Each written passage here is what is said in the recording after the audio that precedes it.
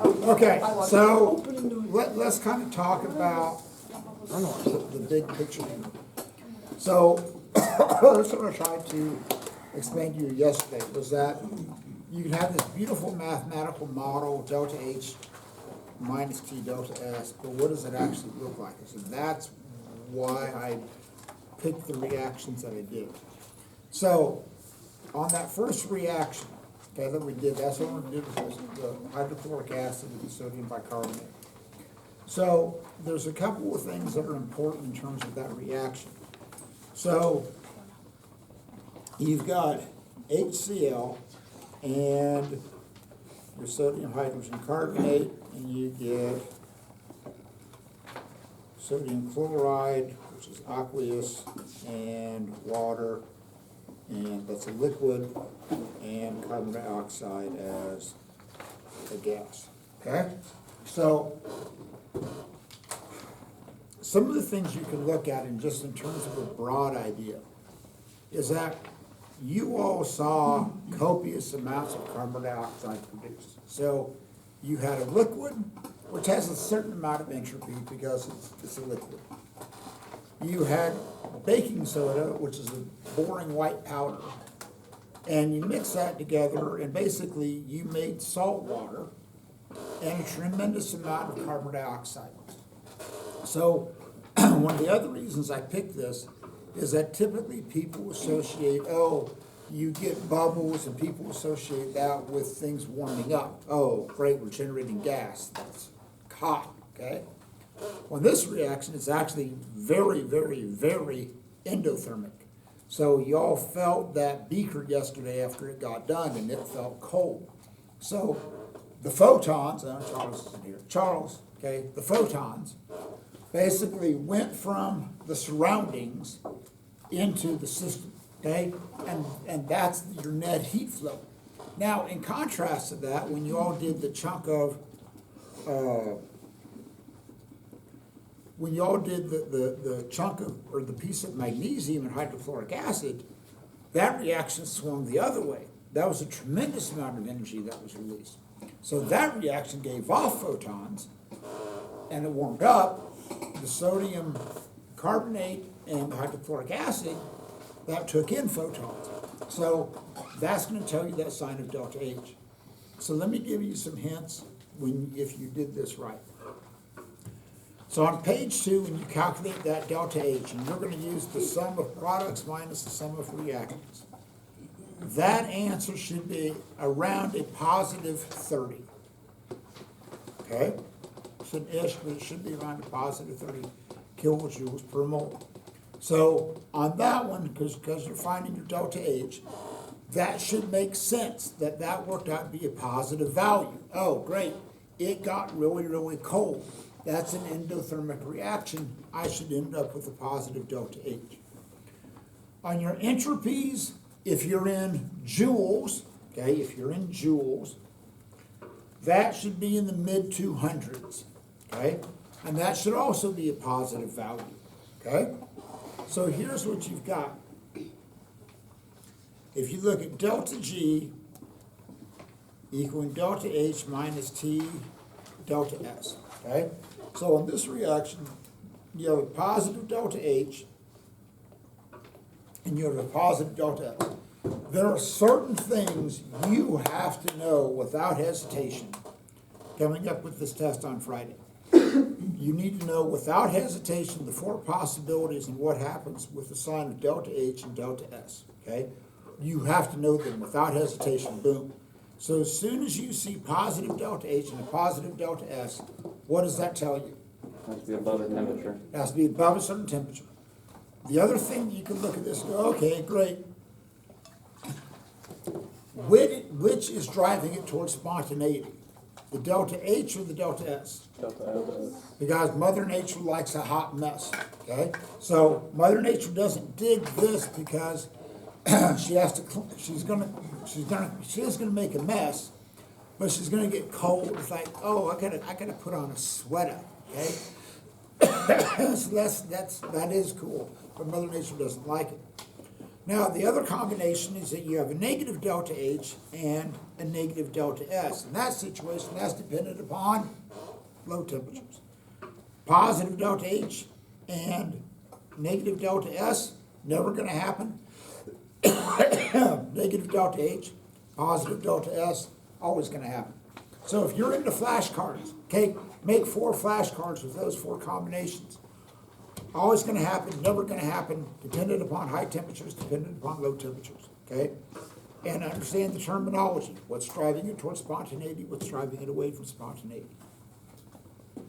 So, when you get your Gibbs free energy value, obviously that should be a negative value. How do you know it's gonna be a negative value? Yeah, the reaction happened, it was spontaneous, okay? Cool. If you did that and you got a positive delta G, it's like, well, that didn't work like it was supposed to. So, now, there's 2 ways that you can calculate delta G. And theoretically, they're supposed to be the same, and generally they are pretty close. So both your answers on the 2 different ways you can calculate Gibbs free energy using the sum of the Gibbs free energies from the chart, or using delta H minus T delta S at a temperature of 25 degrees Celsius. But what are you gonna do with the 25 degrees Celsius? Kelvin. Change that into Kelvin. So, both of your answers, how you get that Gibbs free energies, should be around negative 40. Okay? Cool with that? Yep. Got that. Nice. Okay, now, on the second reaction with the nitrite and the nitrites, let me kind of do this one. So, I'm gonna take just a little bit of your NO2 and a little bit of potassium iodide. Okay? So when I mix those together, nothing happens. It's like, well, that's cool. Okay? Magic doesn't happen until I add the sulfuric acid. So as soon as you see a reaction happen when you add an acid, what does that tell you? What type of reaction is it? Single displacement, double displacement, redox reaction. Redox. It's a redox reaction. It has to be done in an acidic environment. Okay? So once I add this, and you'll notice if you watch very carefully, a couple of things are going to happen. So when I add that, number one, it turns brown. And you'll also notice that you see bubbles begin to form. Okay? So you have, if you look here on the bottom, okay, there's actually pretty decent layers of bubbles that are forming. So here's the reaction for this. And this will just make sense in terms of how you answer the questions. You don't have to do the calculations with them, but I want to point this out. So the overall reaction for this is 8H plus 2 NO2 minus plus 6 iodines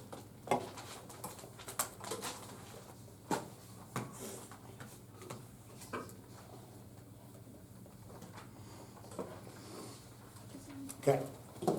So you kind of have 2 conflicting ideas here in terms of entropy, okay?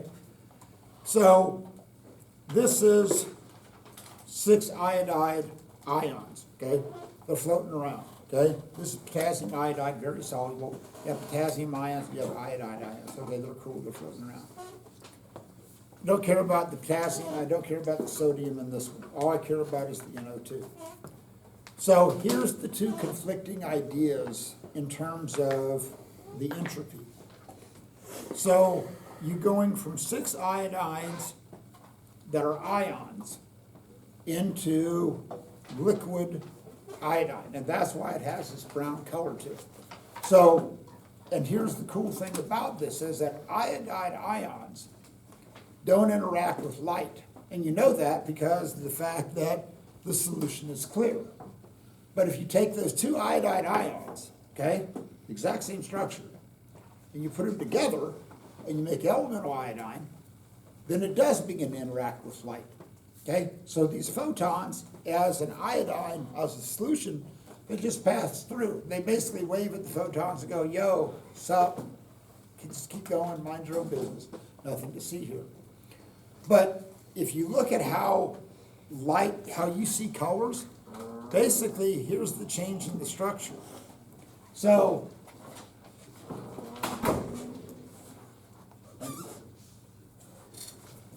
for you to quote see a color, yellow tennis ball, for example, these lights are emitting every color in the spectrum, red, yellow, all. So what you see as yellow is the fact that this yellow tennis ball absorbs every color in the spectrum but yellow. And yellow is the one that gets reflected off. That's why you see it as yellow, because it's absorbing every color but yellow. So the irony of a yellow tennis ball is that it's every color but yellow. Okay? It's not yellow, and that's why it reflects the yellow light. So, and don't think about that too much. You'll just do drugs. Just stop. Okay? Now, so this appears brownish because of the fact that it absorbs every color but what makes up brown. And so those get reflected off of it, and you see this as a brown iodine solution. So here's where you have two different discrepancies in terms of entropy. You're going from iodide ions into elemental iodine. So based upon that, what would be the sign of the entropy? Positive, negative? Kevin? Negative. Just the iodine. Negative. Why? Because you're not going to be moving around as much if you're not an ion. Yeah, okay. So you're going from, hey, we're floating around hanging out with the water molecules, woo, look at us, to, oh, now we're going to hook up, and now we're going to make elemental iodine. So this is a redox reaction because of the fact that you're going from iodine 1 minus to I2. Okay, it's a redox reaction. Now, then you're going to make the gas, which is N2. Okay, great. There's a lot of it in our atmosphere. We just made a little bit more of it. So now, when you produce gas, the N2, what's going to happen to the entropy of that part? That's going to increase. Okay? So you actually have two conflicting ideas in terms of the entropy changes. So the iodine is going from liquid into a solid, that decreases the entropy. The gas is going from tied up in an ion to producing nitrogen gas. So generally speaking, if you see the production of a gas, that is going to make more of an impact than the decrease in formation of the iodine, and you have a decrease in entropy from that. So generally speaking, when you're producing gases, that's going to be an increase in entropy, okay, overall. So you have two conflicting ideas here. Okay. Now, when you get to the one with the magnesium and the hydrochloric acid, so if your balanced equation is wrong, everything else is going to be wrong. So on that one, that's not where that is. Oh, they're on page 5. So on that net ionic equation, because this is wrong, everything's going to be wrong. So that should be Mg plus 2H plus yielding Mg2 plus H2. Okay? So you have a solid, you have aqueous ions, and you have a gas. Now, if this is all you saw, and here's the discrepancy. If this is all you saw, you would think, oh, we're producing a gas, okay? That should create an increase in entropy because of the fact that we're going from an ion into a gas.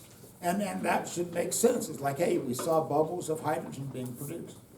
But there's a couple of things about hydrogen gas. Number one, it does have some entropy to it because it's a gas. But it's also the simplest of all the gases because it's just two hydrogen atoms hooked up, okay? It isn't like it's a complex gas like O2 or chlorine gas or something like that, where you have all of these potential values floating around. So yeah, you are gonna make a gas, but it's a relatively simple value for that. So when you get to these calculations, so your delta H should be a very, very big negative value, okay? Around negative 470. So on page 5, when you calculate the delta H for that reaction, and you're basing it off of the net ionic equation, that should be around negative 470, okay? So Mother Nature's going, cool, I got an exothermic reaction, and you should have seen a dramatic increase in temperature on that one.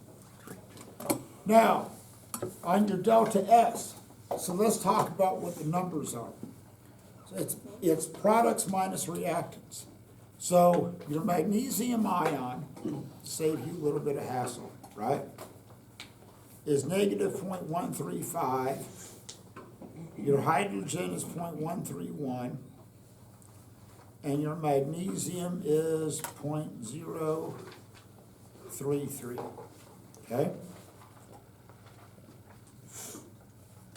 So here's what you've got. So when you do all that value, your delta S actually works out to be a negative value. It's pretty small. It's in joules. It's around negative 40, okay, if you're in joules. So that answer on that one should be a negative value. Okay, it's small, but it's a negative value. So the question was when you get to question number 4, or to question number 13, okay, do the values of delta S match your predicted value? I'm guessing you should have said, oh, delta S should be a positive value because you're producing a gas. Okay, cool. Well, it worked out to actually be a negative value. So that's the heart and soul of science. It was like, okay, we predict this is what's going to happen, but it didn't. Okay, well, how do you explain that? And there has to be some mathematical basis for it. So here's what happens. If you look at that magnesium ion value, okay, for that delta S, and I gave that to you, that's negative 135. Notice that there's very few, if you look at your delta S values, most of them are positive, okay? This is actually a negative value. So, and the magnesium ion has a pretty big negative value because what happens is that, the short version, is that the magnesium ion, this is an ion, okay, it's positively charged. It's gonna hook up with the water molecule. And so when it hooks up with that water molecule, because it's a pretty big ion and it's bound up with the water molecule, now it can't move around as much because of the fact that it's bound up with that water molecule.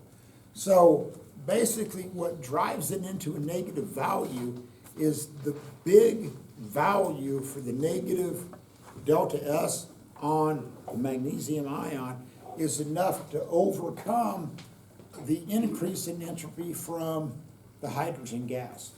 Okay, so that's how you want to explain number 14. Okay, you say, okay, cool, right?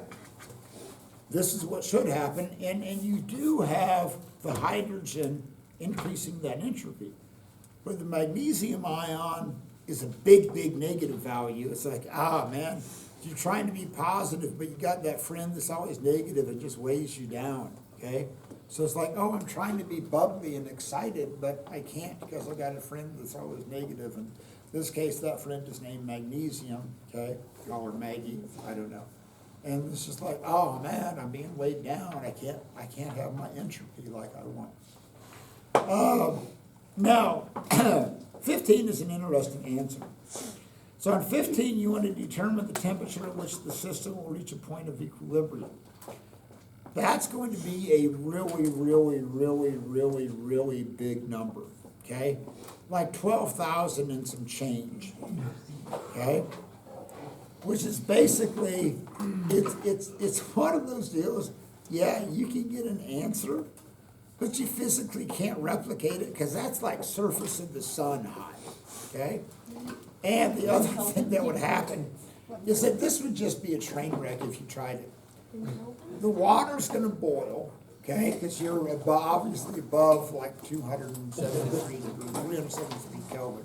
The water's gonna boil, the magnesium's gonna turn into molten magnesium and it's gonna boil too. So, yes, you can get a temperature, but hey, guess what? I mean, at that point, that magnesium is just gonna like ignite, like. Oh, yeah, the magnesium would go up in a flash. I Anyway, got you, bro. There wouldn't be any, like, things like Now- that. here's how Meters or. I want this explained, like, for example, on number 16 on page 5, okay? So, here's what I'm looking for. I said, explain thoroughly a mathematical justification for your answer. So, what you want to do is start with delta G equal delta H minus T delta S. So, your delta H is a negative number. Mother Nature's digging that, okay, because it's an exothermic reaction. She's not digging the delta S part because that's a negative number, okay, not digging. So basically what has to happen, and this is how you want to think through this, you're subtracting a negative value. So in effect, what are you doing mathematically? Mathematically, you're adding it, okay? So basically what has to happen is this. You can't let that T delta S term get too big. If that T delta S term, because you're adding it, becomes greater than your delta H term, then your delta G swings to being a positive value. So that's how you want to approach answering a question like number 16. You say, you're in effect adding it. I can't let that positive value get larger than the delta H term, because if you do, then it shifts it towards spontaneity. Now, obviously, the reaction took place. So were you above or below that temperature? Yeah, we were much below that temperature, thank God. Yeah, my first block, it was a little warm in here during first block, and the kids are going, huh, it's like 74 degrees. Oh, it's me, I'm hot. I was like, yeah, try and run that temperature at the surface of the sun. Get back with me on that one. That's where we're going. Your temperature on page 4, when you find that critical temperature in Kelvin, okay, in Kelvin, that should be around 120. And that's a pretty small gap, Sean. You weren't even paying attention. You weren't even paying attention. On page 3, let me give you some hints on that. Thank you. All of your answers for your enthalpy, and the two values of delta G in kilojoules should be around the number of degrees in a circle. Okay. In Euclidean I geometry. haven't looked once. It feels like a lot. Don't worry. Your delta S value on that page should be around, in joules, should be around 15. Maybe. Math is not maybe. Okay, are we good? Going once, going twice, doing Gibbs free energy. So, You'll get this.